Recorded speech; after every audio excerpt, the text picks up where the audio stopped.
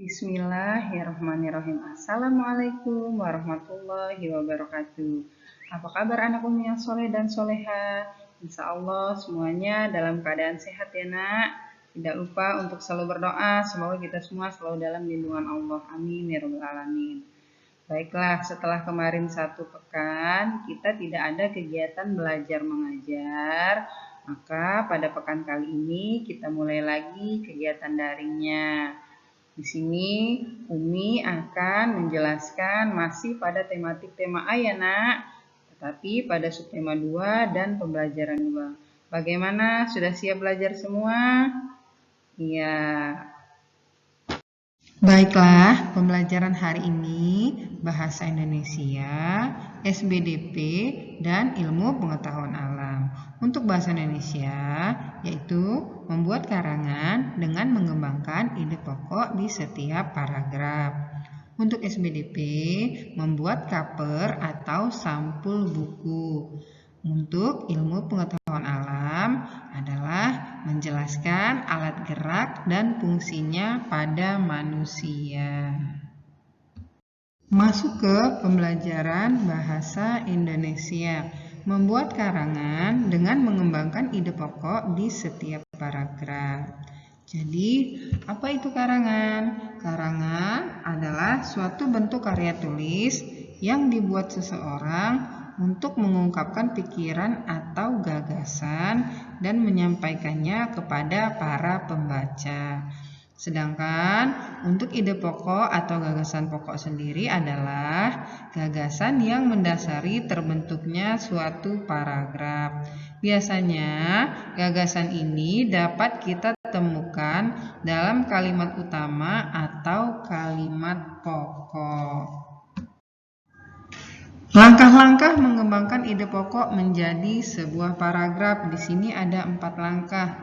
Yang pertama, membaca teks terlebih dahulu dengan cermat dan teliti.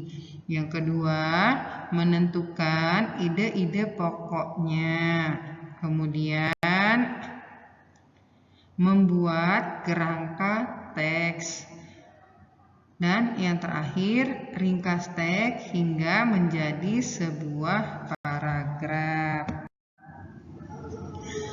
Sekarang masuk ke pembelajaran SBDP. Membuat cover atau sampul buku. Boleh kalian buka dulu buku cetak halaman 45. Bagaimana? Sudah dibuka buku cetaknya?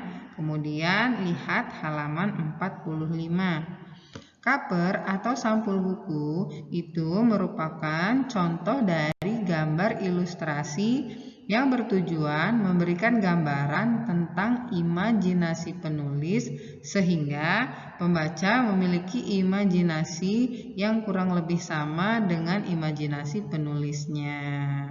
Jadi itu merupakan tujuan dari cover atau sampul buku. Cover atau sampul buku yang baik itu memiliki ciri-ciri. Jadi bisa dilihat di sini ciri-ciri cover atau sampul buku yang baik. Yang pertama, menggunakan huruf yang menarik perhatian. Jadi maksudnya di sini kita boleh menggunakan huruf yang di bold atau huruf besar semua, atau boleh dicampur antara huruf besar dan huruf kecil. Pokoknya intinya bagaimana caranya kita agar judul yang kita buat itu menarik perhatian yang membaca. Yang kedua, pastikan warna sampul dengan warna huruf itu kontras. Kontras itu maksudnya adalah kesan yang didapat karena adanya 2 hal yang berlawanan. Contohnya, adanya bentuk, ukuran, warna, atau tekstur yang berbeda antara warna sampul buku dengan judul hurufnya. Yang ketiga, gunakan gambar yang menarik dan betul-betul merupakan cerminan dari cerita yang terdapat dalam buku. Yang keempat, menyertakan sinopsis pada sampul belakang buku. Yang terakhir ada judul, pengarang, dan nama penerbit pun ikut kita tulis pada halaman pertama dan terakhir buku. Sekarang pelajaran IPA, Ilmu Pengetahuan Alam, menjelaskan alat gerak dan fungsinya pada manusia. Kalian boleh buka dulu buku cetaknya halaman 46 sampai dengan 48. Nah, di sini Umi tulis kurang lebih rinciannya. Nah, tulang-tulang yang ada di dalam tubuh manusia atau yang tulang yang ada di dalam tubuh kita ini kita sebut dengan rangka. Jadi, tulang yang berada di dalam tubuh kita itu kita namakan dengan rangka.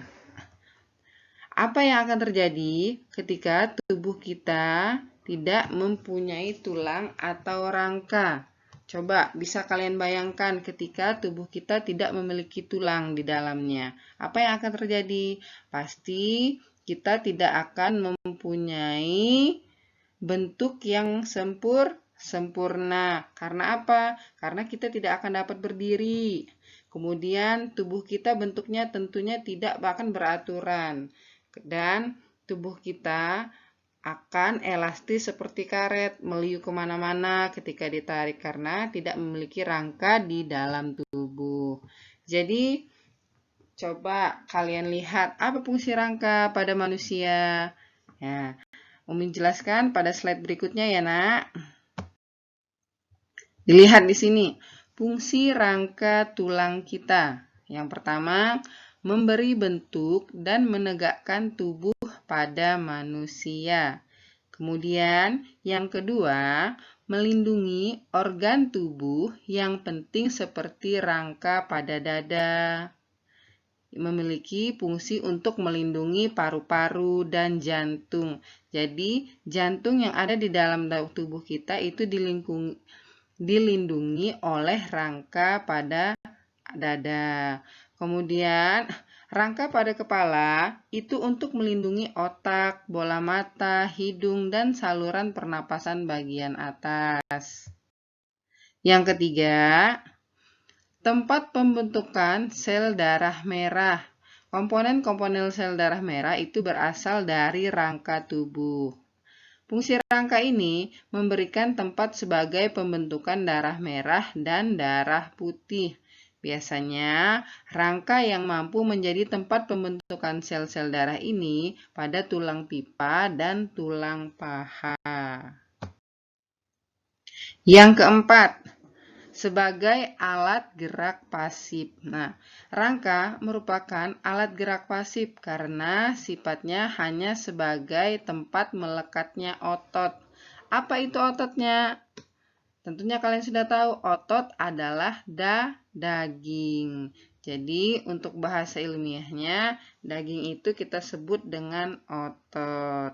Jadi, mengapa dia dikatakan sebagai alat gerak pasif? Karena rangka itu hanya tempat atau alat untuk melekatnya daging pada tubuh kita. Untuk lebih jelasnya, anak soleh dan soleha, kalian boleh lihat pada buku cetak halaman 46 sampai 48. Di situ terdapat gambar dan bagian-bagian dari rangka manusia. Jadi bisa kalian lihat, di situ ada gambar rangkanya beserta bagian-bagiannya. Dan ada pada modul halaman 45 sampai dengan 46. Di situ terdapat fungsi dari rangka gerak atas, dan rangka gerak bawah manusia. Jadi kalian boleh buka buku cetak dan modulnya untuk dipelajari lebih lanjut. Baiklah, cukup sekian materi yang Umi sampaikan hari ini. Semoga apa yang Umi sampaikan hari ini bisa bermanfaat untuk anak soleh dan soleha. Amin ya robbal alamin. Untuk tugasnya, kalian kerjakan latihan soal yang ada pada modul halaman 46 dari nomor 1 sampai dengan nomor 3. Kalian kerjakan di modul saja. Nanti jika sudah selesai, boleh langsung difoto, dikumpul ke Umi, atau nanti saat pengumpulan modul secara kolektif. Baiklah, selamat mengerjakan. Tetap semangat. Umi akhiri. Wassalamualaikum warahmatullahi wabarakatuh.